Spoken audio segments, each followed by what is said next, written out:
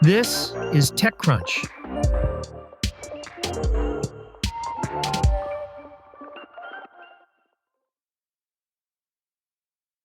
Well, Spotify and the beverage company Liquid Death have teamed up to launch what might be the wildest product collaboration of the year, the Eternal Playlist Urn, a wireless Bluetooth speaker shaped like a cremation urn. And yeah, you heard that right. The Eternal Playlist cremation urn is not really meant to hold any ashes, but it is instead a collector's item with only 150 available for purchase in the U.S.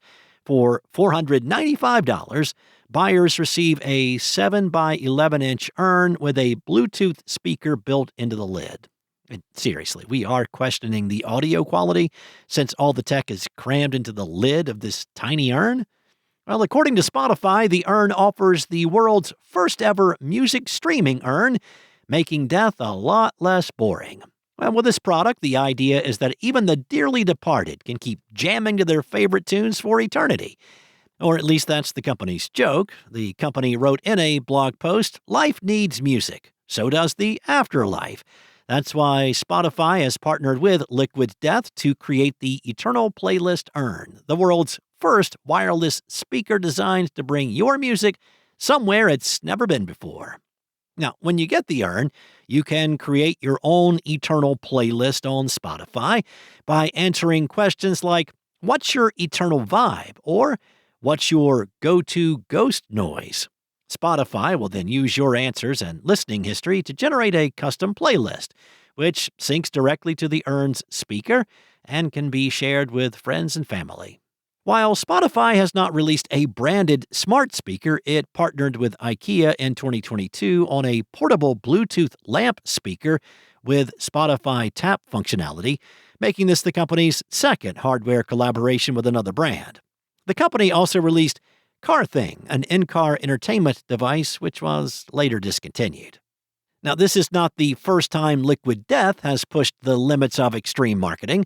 The brand is known for its outrageous campaigns, including a life-sized Yeti casket-shaped cooler. While some may find the humor a little morbid, fans of dark, irreverent comedy seem to be intrigued by it. The cooler had over 800 bidders, and it sold for $68,200. Whether you view this as a clever stunt, a funny gag, a tasteless joke, or simply absurd, the Eternal Playlist Urn is a testament to how far brands will go to capture our attention. Earlier this month, OpenAI launched a new platform called OpenAI Frontier for enterprises to build and manage agents. But OpenAI COO Brad Lightcap said that businesses have not yet seen AI adoption at scale. At the India AI Impact Summit held last week in New Delhi, Lightcap said one of the interesting things and some of the inspiration for the work we've been doing lately around OpenAI Frontier is we have not yet really seen enterprise AI penetrate enterprise business processes. You've got really powerful AI systems that any person can use in their individual capacity. And enterprises are these highly complex organizations with a lot of people, teams, all having to work together. A lot of context. There are very complex goals that have to be achieved using a lot of different systems and tools. There is a lot of talk around AI agents taking over business processes and claiming that SaaS is dead. While these predictions have moved SaaS stocks at times, they haven't really come true. In fact, Lightcap said OpenAI was a massive Slack user last year, indicating how much AI firms are still reliant on traditional enterprise software.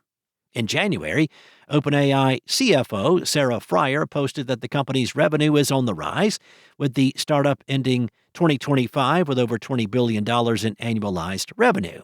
Lightcap said that demand is strong, but did not share any numbers.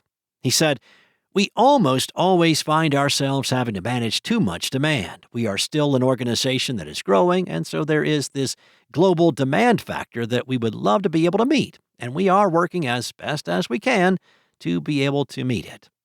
At the same time, OpenAI is thinking about how to quantify success in the enterprise. Lightcap said that OpenAI will try to measure Frontier's impact based on business outcomes, not on seat licenses.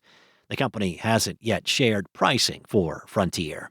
Lightcap said that Frontier is a way for us to experiment iteratively with how to actually bring AI into the really messy and complex areas of businesses that I think if we get that right, we're going to learn a lot about both businesses and also AI systems. Now, days after TechCrunch's conversation, OpenAI partnered with consultancies like Boston Consulting Group, McKinsey, Accenture, and Capgemini to deploy its technology in an enterprise push.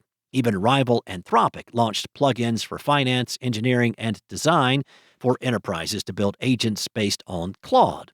Meanwhile, the company doesn't have a clear path of integrating recently acquired open-source tool OpenClaw, but Lightcap said that it gives OpenAI a glimpse into the future where agents can do almost anything you want them to be able to do on a computer. In keeping with the India AI Summit, OpenAI has made a number of recent announcements around its business in the world's largest market. The company said India was the second biggest user base of ChatGPT outside of the U.S., with more than 100 million weekly users. Lightcap said that voice as a modality is picking up in India and enabling OpenAI to reach more people. The company also signed an enterprise contract for the usage of its tools and to deploy compute. Lightcap noted India is fourth in terms of enterprise seats in Asia, which is low for a populous country, and OpenAI has a lot of scope to expand there. The AI company is also set to open 2 new offices in India in Mumbai and Bengaluru.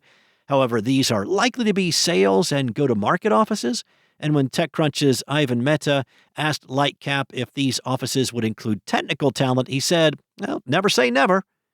There's also a fear of job impact, especially in countries like India, where the IT services and the business process outsourcing industry is prominent, as AI tools automate some of the tasks. In the past few weeks, Indian IT company stocks have dipped as the market is taking into account the fact that areas like coding might require fewer humans. Lightcap said that the company is being grounded in what it has observed in terms of the jobs market. He said, our view is that over time, jobs will change. I think we don't yet know where, how, or what, but it seems inevitable that work will look different in the future than it looks today. And that's natural. That's part of the business cycle. It's part of the global and dynamic economy that we live in. And so I think what we have to do is be able to obviously have empathy for where jobs are changing at a high rate. That's all for now. For more stories like these, go to TechCrunch.com.